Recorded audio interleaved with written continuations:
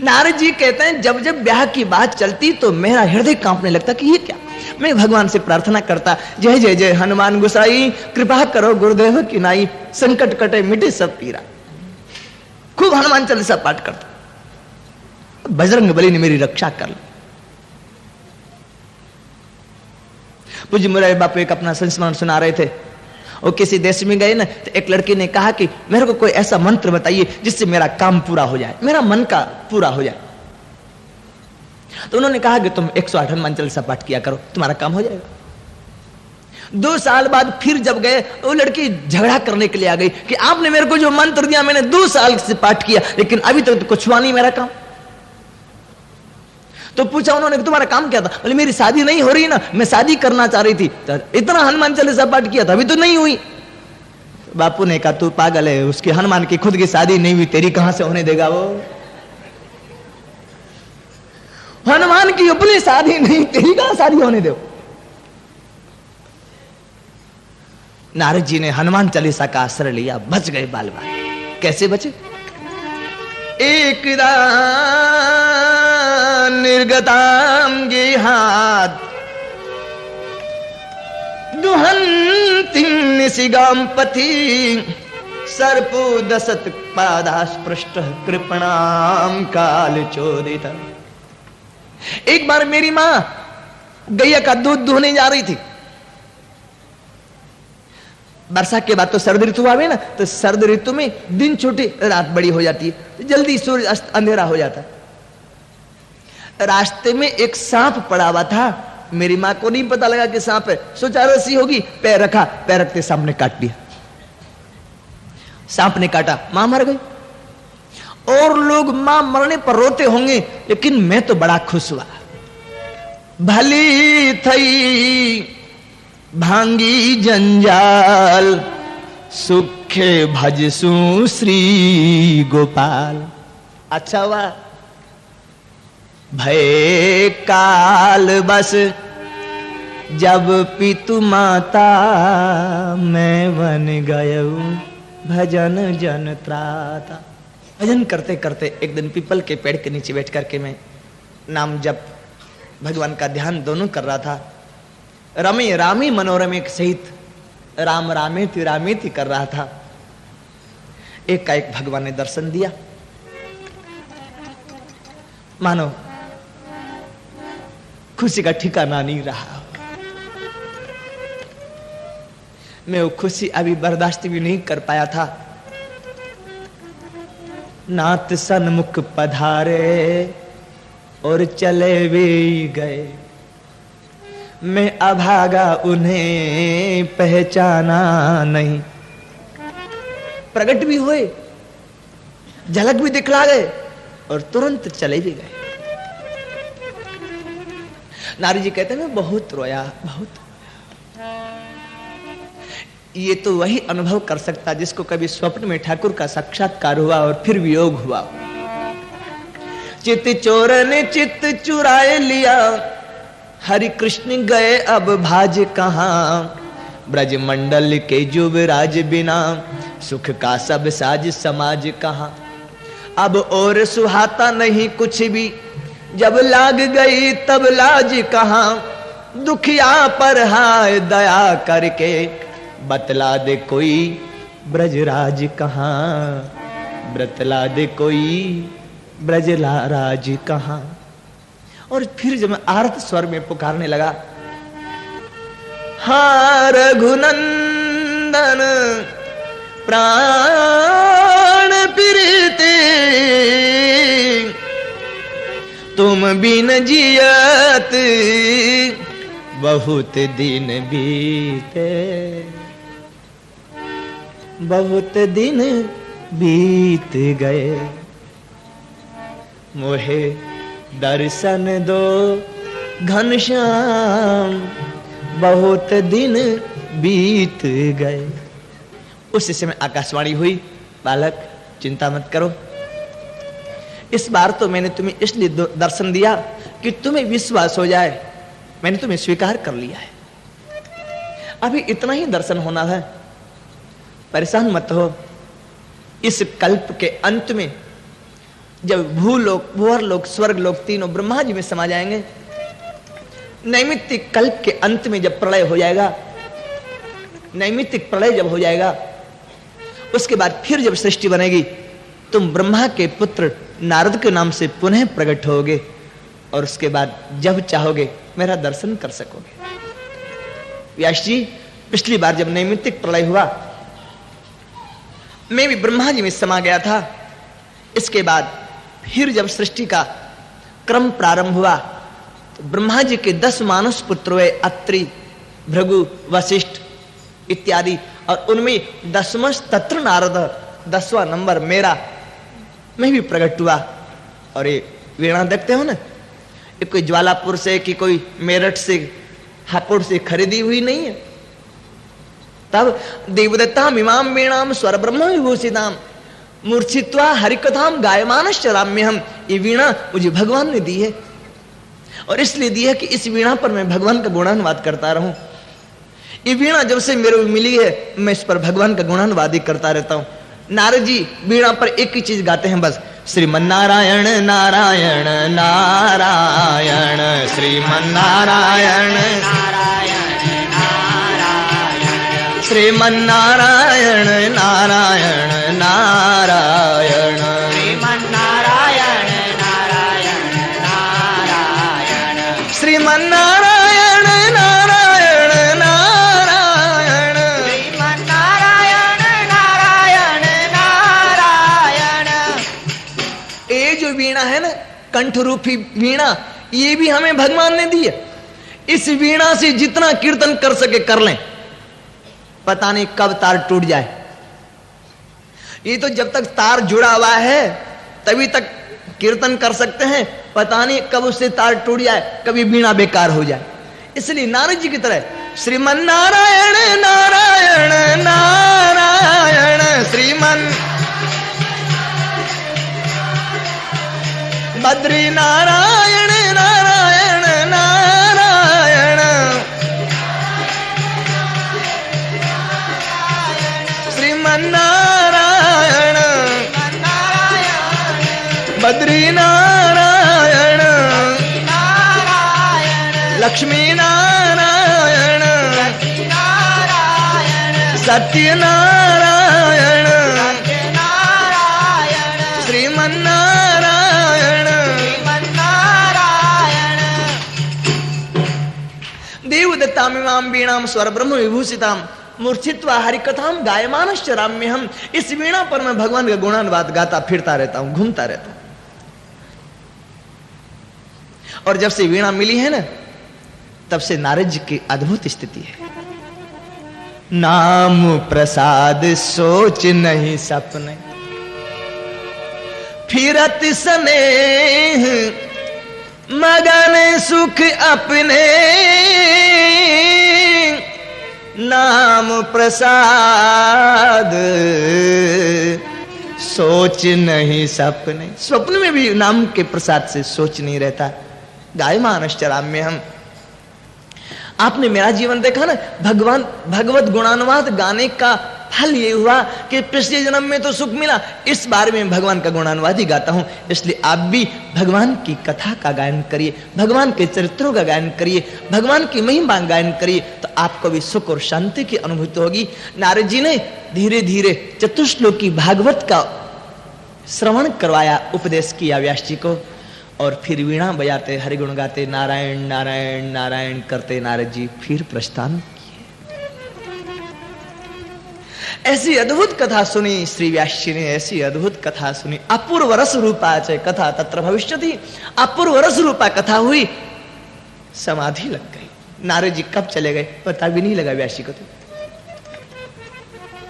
और उस समाधि में जो बोलना शुरू किया, धारा प्रवाह 18,000 श्लोकों में व्याख्या कर डाल। इनका नाम ही व्यास। व्यास कहते हैं जो बात को बढ़ा करके कह सके, उसका विस्तार करके कह सके, उसका बृहंगन कर सके, वो व्यास।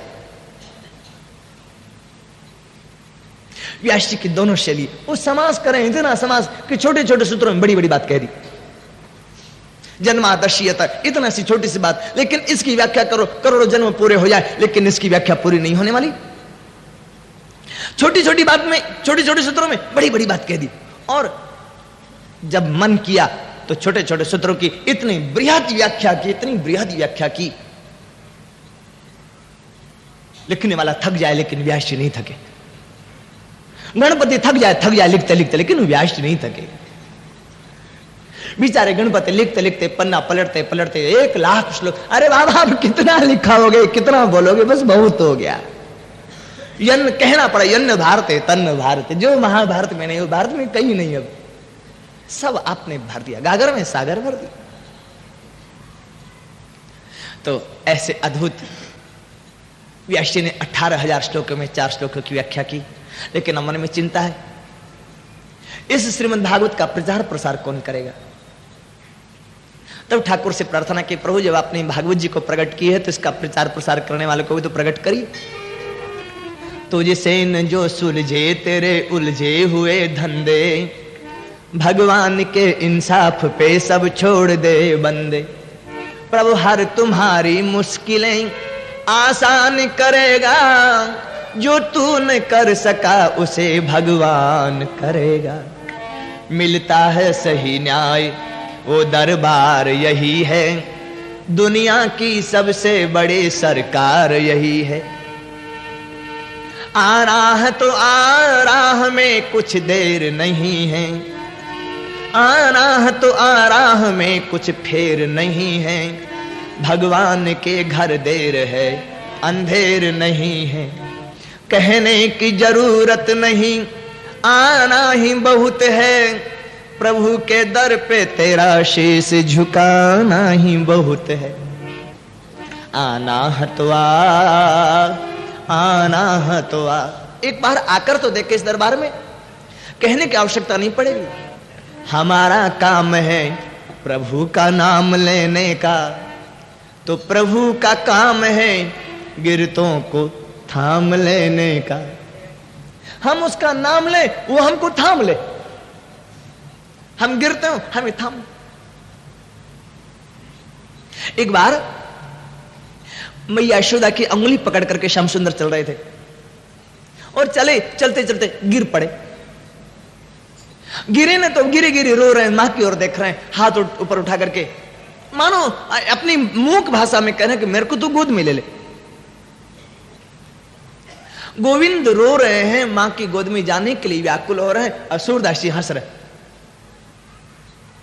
ठाकुर ने सूरदास जी को कहा, क्यों रे सूरदास, मैं रो रहा हूं तू हंसता? हां, जाके पैरन फट्टी बिवाई, सो क्या जाने पीर पर आई। अब तक आपको कैसे अनुभव होता होगा कि नीचे गिरा हुआ व्यक्ति कितना व्याकुल रहता मां की गोद में जाने के लिए। ये जीव आपकी गोद में आने के लिए कितनी व्याकुल है। कब से बेचारे पड़े पड़े रो रहे हैं तुम्हारे गोद में आने के लिए। तुम्हें क्या पता, आज कुछ अनुभव हुआ कि रोता हुआ बालक मां की गोद में जाने के लिए कितना व्याकुल रहता है। ऐसे ये जीव तेरी गोद में आने के लिए व्याकुल है। गोविंद इन जीवों को ले गोद में। सूरदास जी की बात सुनकर के पहले ठाकुर मां की गोद में जाने के लिए रो रहे थे, लेकिन अब इसलिए रोने लगे कि जीव मेरी गोद में आ जाए।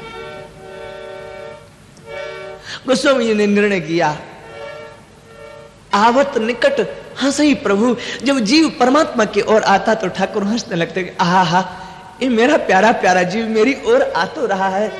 खुशी में हंसते हैं, लेकिन भाजत रुदन कराए जब जीव परमात्मा को छोड़ करके 84 की ओर भटक जाता है, रास्ता भूल जाता है, तो ठाकुर रोने लगता है कि हाय मेरा जीव कहां जा रहा है। पहले मां की गोद में जाने के लिए रोते थे, लेकिन बाद में फिर जीव को गोद में लेने के लिए रोने लगे। और जब जीव गोद में आ जाता तो फिर ठाकुर नृत्य करने लगता है, खुशी में नाचने लगता कि आहा हा, मेरा जीव मेरे पास आ गया। आज हमने दिन में आंख मिचौनी वाली बात कही थी ना। बच्चे जब आंख मिचौनी खेलते हैं, साथ साथ बैठे रहते हैं, लेकिन जब आंख मिचौनी के बाद बहुत देर ढूंढने के बाद जब बच्चा मिल जाता है तो कितनी खुशी होती है। ऐसी जीवात्मा परमात्मा मिले हुए, लेकिन वो आंख मिचौनी का खेल जो है ये माया है। ये माया आंख मिचौनी का खेल है। इसमें जब जीवात्मा परमात्मा दोनों एक दूसरे से मिल जाते हैं, दोनों गले गले मिल करके खुश होते हैं।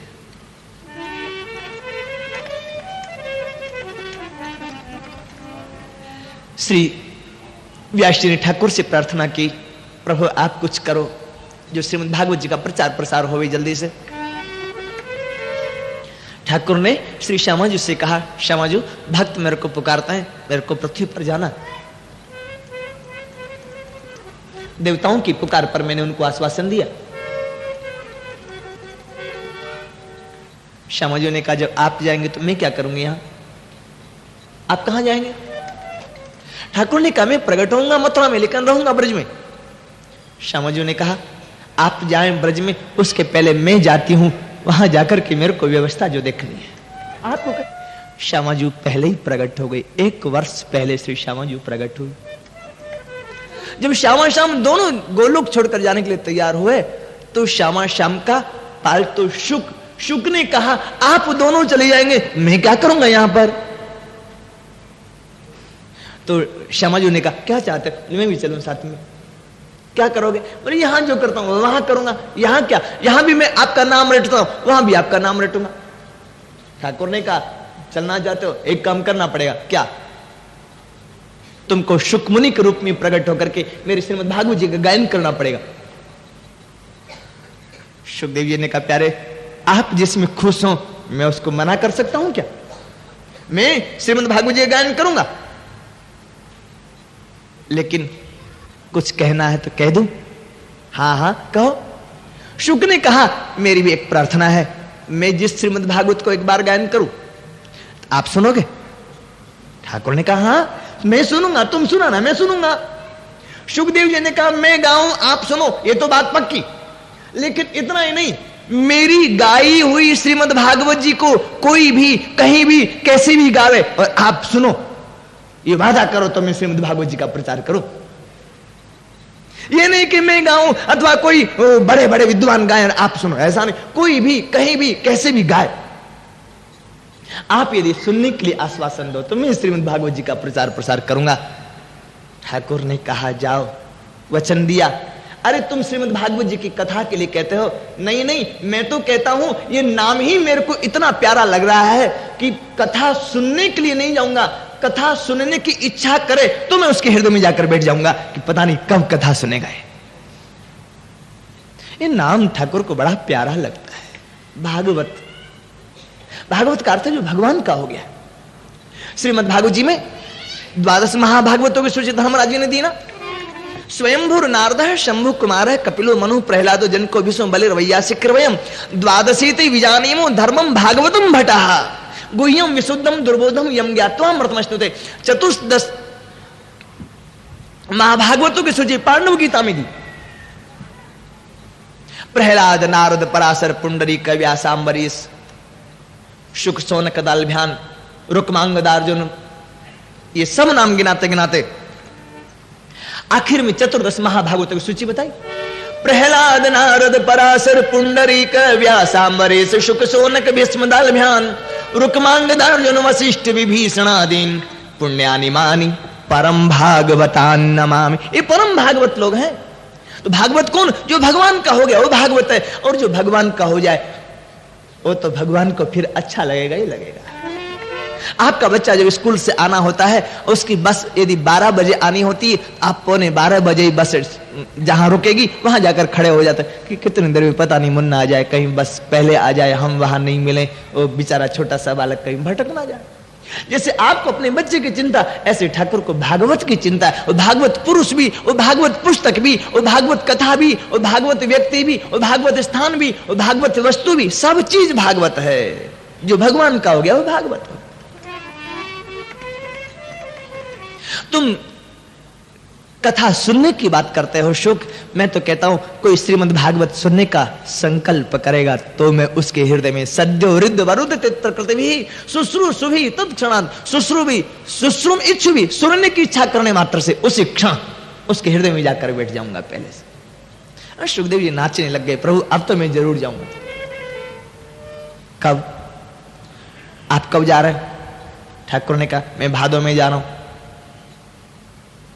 सुखदेव जी ने कहा मैं वैशाख में ही जाता हूं, आपसे पहले जाऊं। वैशाख कृष्ण पक्ष की जो अमावस है वो श्री सुखदेव जी की जयंती है, और इस बार श्री सुखदेव जी की जयंती पर बिहार में 113वें नंबर की श्रीमद् भागवत जी कथा हुई, ये 114वें नंबर की श्रीमद् भागवत जी कथा यहां पर ठाकुर कृपा से गुरुदेव के आशीर्वाद से चल रही। अभी श्री सुखदेव जी की जयंती गई है और श्रीमद् भागवत जी की जयंती आती है भादों में, राधाष्टमी के आसपास। तो ऐसे ही श्री वैशाख कृष्ण पक्ष के अमावस के दिन श्री सुखदेव जी के प्राकट्य की तिथि बताई जाती है। श्रीमद् सुखदेव जी के प्राकट्य की कथा विस्तार से श्रीमद् भागवत जी में तो नहीं है, अन्य अन्य ग्रंथों से संतों ने बताया। कौशिक की संहिता में इसका वर्णन मिलता है। बहुत तरह के ग्रंथ है ना, अनेक ग्रंथ है। सारे ग्रंथ न हम पढ़ सकते हैं, न सारे ग्रंथ मिलते हैं, और मिल भी जाएं, पढ़ भी ले तो सारे ग्रंथों का अर्थ समझ में नहीं आने वाला। अर्थ उस समय समझ भी आ जाए तो याद रहने वाला नहीं।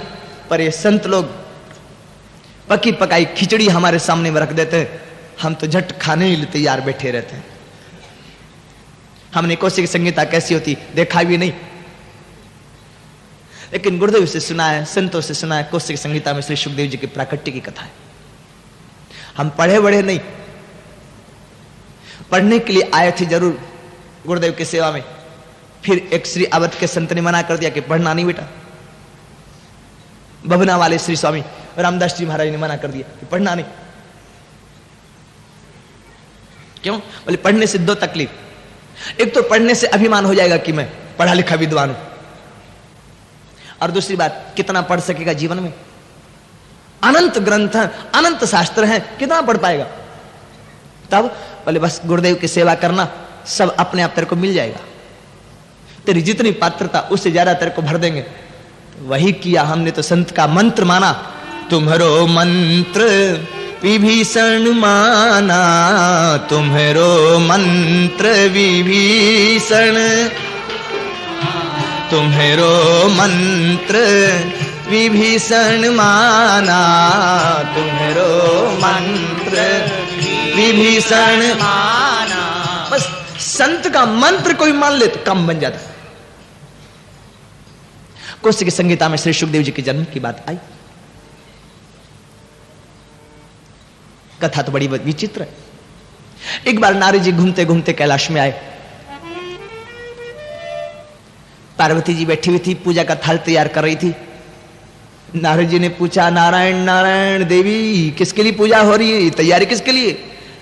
ले भोलेनाथ पधारते होंगे, मैं उनकी पूजा किया करती नहीं थी।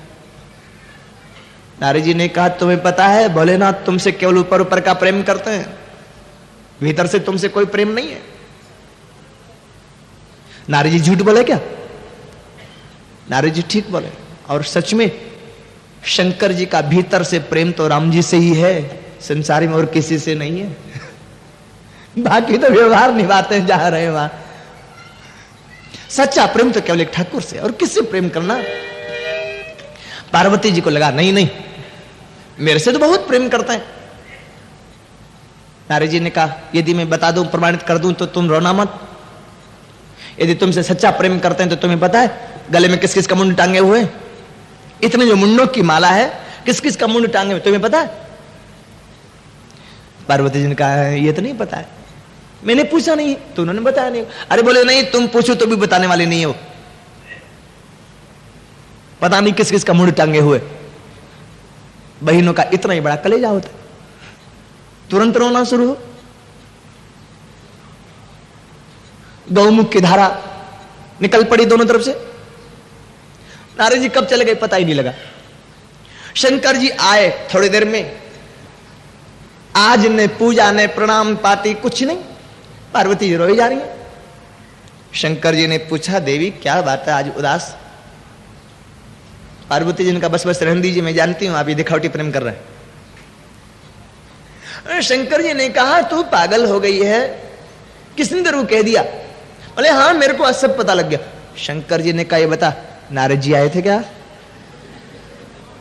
शंकर जी जानते हैं नारद जी के अलावा कोई भी ऐसे स्क्रिप्ट नहीं लिख सकता, ये लीला वही लिख सकते। हाँ आए थे, लेकिन आप बताइए आप मेरे से इतना दुराव छिपाव क्यों करते? अरे शंकर जी ने कहा, देवी अर्धांग में तुम्हें वास दिया, अब क्या बाकी बच गया? कि भूषंती भूषणती को, आधा में पुरुष रह गया, आधा स्त्री बन गया, अब तो कुछ बाकी नहीं बचा। कहो तो पूरी स्त्री बन जाऊं मैं, फिर तो तुम खुश। अरे बोले नहीं बाबा, तुम आप सीधी सीधी बात बोलिए ना। क्या बोले? आपके गले मुंडों की माला में किस किस के मुंडा? शंकर जी ने कहा, अरे नारद, अच्छा झगड़ा लगा गया यार तू मेरे घर में। तेरे से बदला तो लेता, लेकिन क्या करूं, तेरे नारद ही नहीं है ना, नहीं तुम्हें भी बदला लेता तेरे से।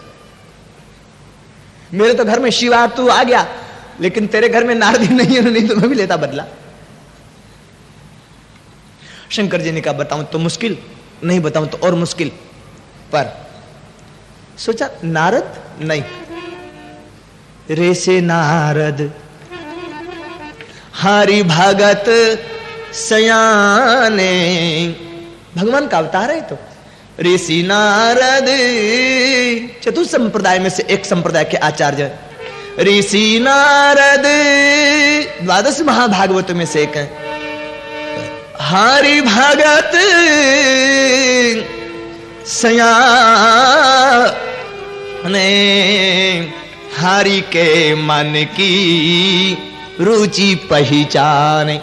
ये तो भगवान की रुचि को प्रकट करने वाले हैं। इसलिए यदि नारद जी ने ये माला का रहस्य प्रकट करने के लिए पार्वती को कहा, तो जरूर इसमें कोई भगवान की लीला है।